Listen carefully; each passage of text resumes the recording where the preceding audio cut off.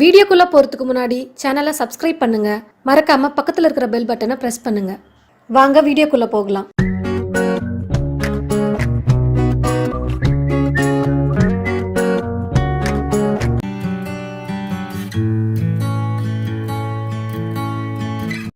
உருளைக்கிழங்கு கத்திரிக்காய் மசால் கறி எப்படி செய்யறதுன்னு பார்க்கலாம். நான் பெரிய சைஸ் உருளைக்கிழங்கு 2 எடுத்திருக்கேன். அதே மாதிரி பெரிய சைஸ் கத்திரிக்காய் 2 எடுத்து இந்த மாதிரி நீட்டாக கட் பண்ணி வச்சுருக்கேன். மெல்லிசா பெரிய வெங்காயம் 2 எடுத்து நான் பேஸ்ட் பண்ணி வச்சுருக்கேன். 2 தக்காளி அதே மாதிரி பேஸ்ட் பண்ணி வச்சுருக்கேன். இஞ்சி பூண்டு பேஸ்ட் 1 ஸ்பூன் எடுத்துக்கோங்க போதும். கொத்தமல்லி பொடியாக கட் பண்ணி வச்சுருக்கேன். மிளகாத்தூள் 2 ஸ்பூன், பெருங்காயத்தூள் 1 சிட்டிகை, கரம் மசால் தூள் 1 ஸ்பூன், மஞ்சத்தூள் கொஞ்சம், சீரகம் கொஞ்சம். எண்ணெய் ஊற்றிக்கலாம். எண்ணெய் காஞ்சிருச்சு. சீரகம் போட்டுக்கலாம். இஞ்சி பூண்டு பேஸ்ட் போட்டுக்கலாம். நான் இந்த பேஸ்ட்டில் இஞ்சி கொஞ்சமாக தான் போட்டிருப்பேன், பூண்டு தான் நிறையா போட்டிருப்பேன். இஞ்சி பூண்டு பேஸ்ட் நல்லா வதங்கிடுச்சு. அரைச்சி வச்சுருக்க வெங்காயத்தை போட்டுக்கலாம். பச்சை வாசனை நல்லா போகணும். அரைச்சிருக்கிறதுனால கொஞ்சம் லேட் ஆகும், பொறுமையாக வதக்குங்க. வெங்காயம் நல்லா வதக்கிட்டேன். இப்போ அரைச்சி வச்சுருக்கிற தக்காளி போட்டு நல்லா வதக்கிக்கலாம். தக்காளியும் பச்சை வாசனை போகிற அளவுக்கு நல்லா வதக்கிக்கோங்க.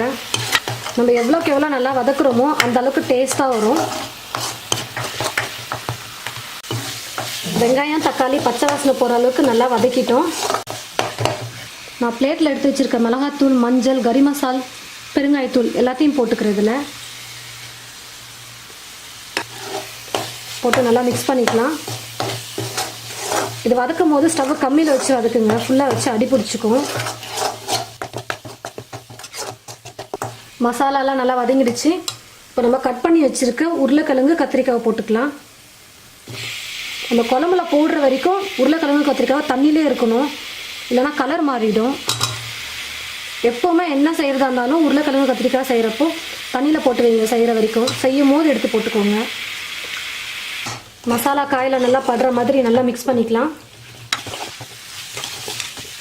நல்லா வதக்கிட்டேன். உப்பு போட்டு வதக்கிக்கலாம்.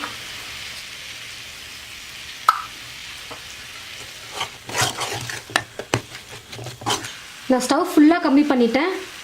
ஒரு 2 நிமிஷம் மூடி போட்டு மூடி வைங்க. அப்போ தான் அந்த ஆவியிலே காயெல்லாம் நல்லா வேகும். அப்பப்போ மூடி எடுத்துகிட்டு நல்லா கிளறி விட்டுடுங்க. இல்லைனா அப்படியே மூடி வச்சோம்னா அடி பிடிச்சிக்கும். நல்லா கலக்கிட்டு மூடி போட்டு திரும்ப மூடி வச்சுருங்க. 2 நிமிஷம் ஆயிடுச்சு. நான் மூடி ஓப்பன் பண்ணிடுறேன். இந்த ஆவியிலே பாதி வெந்துருச்சு. கொஞ்சமாக தண்ணி ஊற்றிக்கலாம்.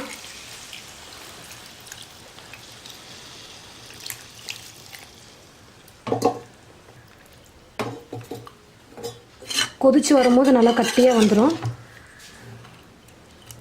உருளைக்கிழங்கு கத்திரிக்காய் நல்லா வெந்து குழம்பு கட்டி பதத்துக்கு வர வரைக்கும் நம்ம மூடி வச்சிடலாம். பிளேட் போட்டு காயெல்லாம் நல்லா வெந்துடுச்சு. குழம்பும் பாருங்கள் நல்லா கட்டியாயிடுச்சு. எண்ணெய்லாம் அப்படியே சைடில் வர ஆரம்பிச்சிருச்சு. ஸோ குழம்பு ரொம்ப டேஸ்ட்டாகவும் இருக்கும். கேஸ் ஆஃப் பண்ணிடலாம். இது மேலே கொத்தமல்லி தூவிக்கலாம். உருளைக்கிழங்கு கத்திரிக்காய் மசால் கறி ரெடி ஆகிடுச்சு. இதை ட்ரை பண்ணி பாருங்கள். உங்களுக்கும் பிடிக்கும். கமெண்ட் பண்ணுங்கள், லைக் பண்ணுங்கள். பிரியாஸ் கிச்சன் சேனலை மறக்காமல் சப்ஸ்கிரைப் பண்ணுங்கள். எல்லோரும் பார்க்கணுன்னு நினச்சிங்கன்னா ஷேர் பண்ணுங்கள். தேங்க்யூ.